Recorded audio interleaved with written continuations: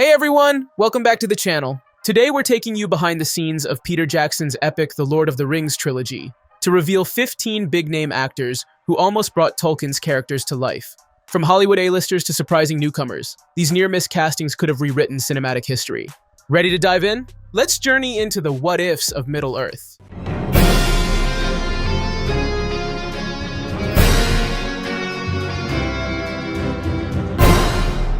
Imagine young Jake Gyllenhaal, the future star of Donnie Darko, in Frodo's hairy feet. Gyllenhaal auditioned for the part, facing the infamous ring mime test: pick up a ring and look awestruck. According to interviews, Jackson and co. saw the audition, but felt Gyllenhaal's style clashed with Frodo's boyish innocence. Elijah Wood ultimately embodied Frodo's vulnerable courage. But for a moment, you can almost see Gyllenhaal giving his own spin to the burden of the One Ring. Cool, they're like, and when they said they need a hobbit, we thought, Jake!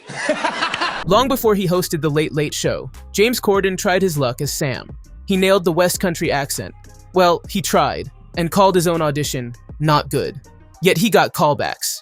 In the end, Sean Astin's endearing warmth and unwavering loyalty perfectly captured Sam's heart of gold. Still, it's hilarious to think of a Corden-style Sam turning to Frodo and saying, "I'm right behind you, Mr. Frodo. Always." I was doing the accent and everything, Mr. Frodo! Sir Patrick Stewart, the embodiment of Captain Picard, was among Jackson's dream picks for Gandalf. Stewart even reviewed the script in detail, suggesting tweaks based on his storytelling instincts. Ultimately, he declined, sparking Ian McKellen's legendary run.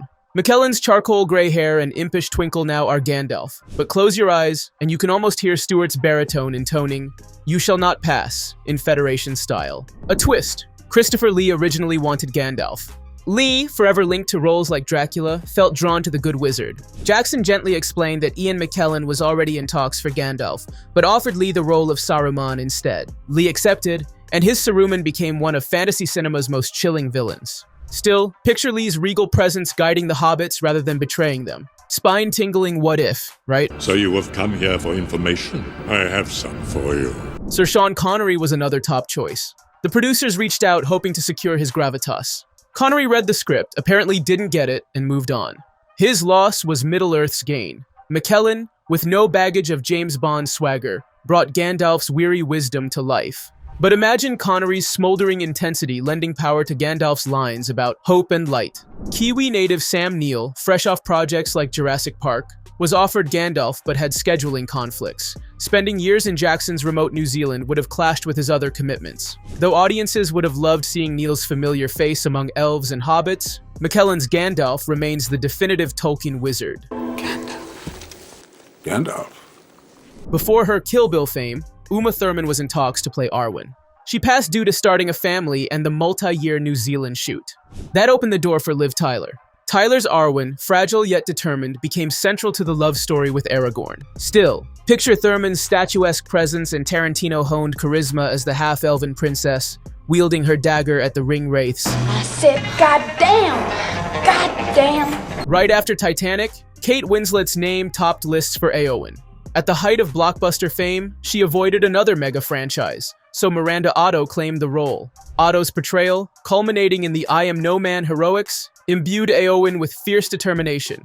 But imagine Winslet's raw emotional range channeling Éowyn's inner battle between duty and destiny. I am no man. Jackson initially hoped to cast Kiwi action icon Lucy Lawless as Galadriel.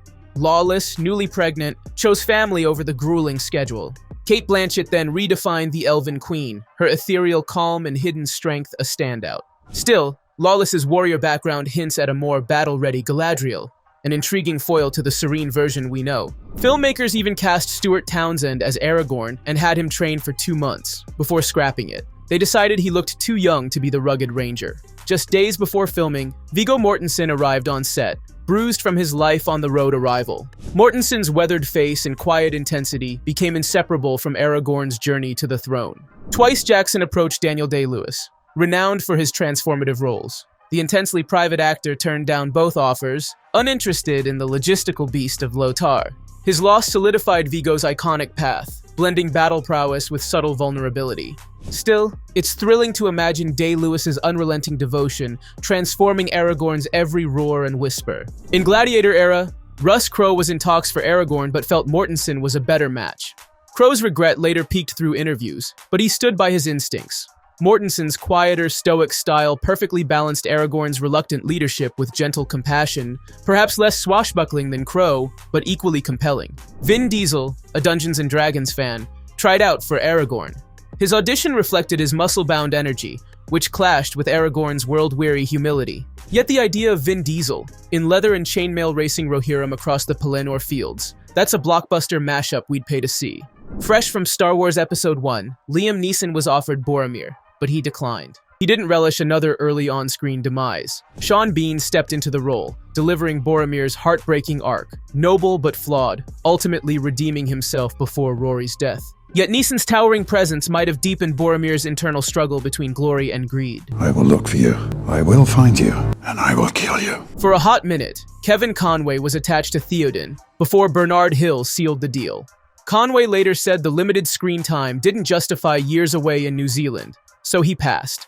Hill's portrayal of Theoden's liberation from Saruman's grip, 4 separate makeup transformations, became one of the trilogy's most emotionally resonant arcs. Arise, riders of Theoden! Spears shall be shaken! Shields shall be splintered! And there you have it, 15 major stars who almost trod the paths of Middle-earth.